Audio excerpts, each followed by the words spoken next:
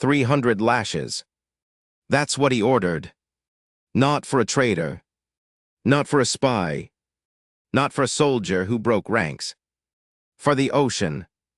In 480 BC, the most powerful man alive stood at the edge of the Hellespont, the narrow strip of water separating Asia from Europe, and punished the sea for misbehaving. And somehow, that's not even the strangest part of this story. To understand what we're dealing with, you need to understand the Persian Empire in 480 BC. It was the largest empire the world had ever seen, stretching from modern-day Egypt to the edge of India.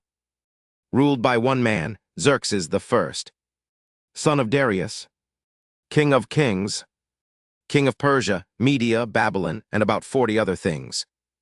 His word was law. His will was the will of gods. When Xerxes wanted something done, it got done.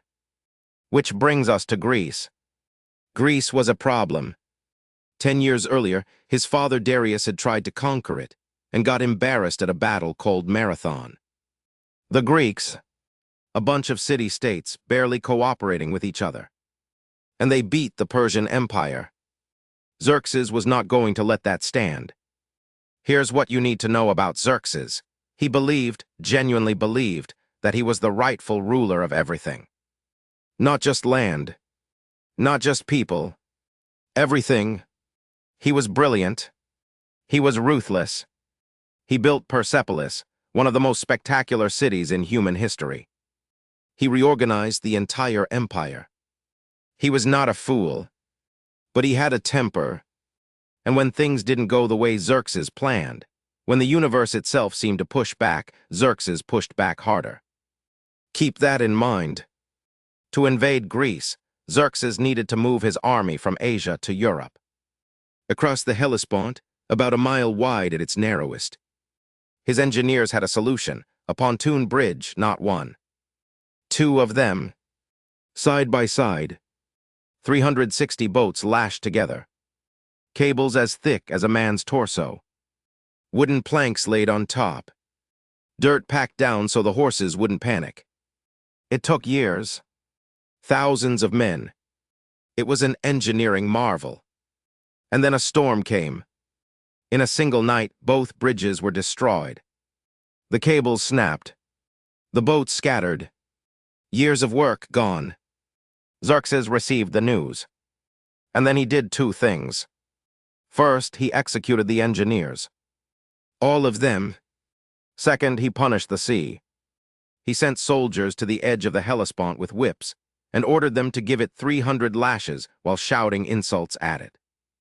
You bitter water. Our master punishes you for wronging him, even though you were wronged by no one. That's a real quote, recorded by the historian Herodotus. People were watching this happen and writing it down. Then he had iron shackles thrown into the sea. To bind it, symbolically, to show the water that it was now a conquered subject of Persia.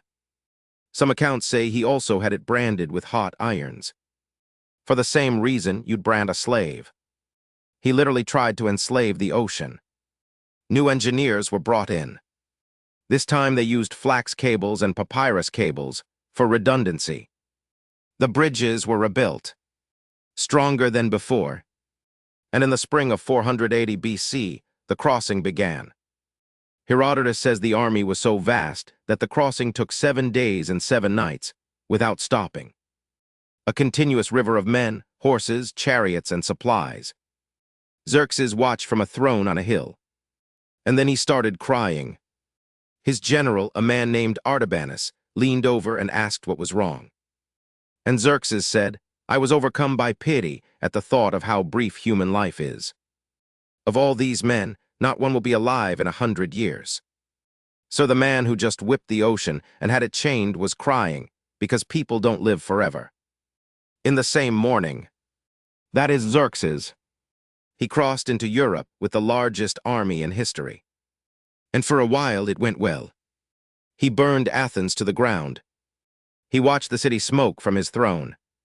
But Greece didn't break.